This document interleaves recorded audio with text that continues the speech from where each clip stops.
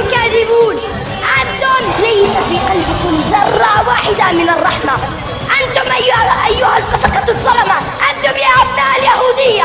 والله والله والله سنحرر فلسطين، والله سنسجد ركعات شكر لله، ولكن في المسجد الأقصى إن شاء الله سنحرر فلسطين. وسنطردكم وسندوس على آخر جثة صهيوني لعين في غزة بأرجلنا الشريفة، سندوس عليكم إن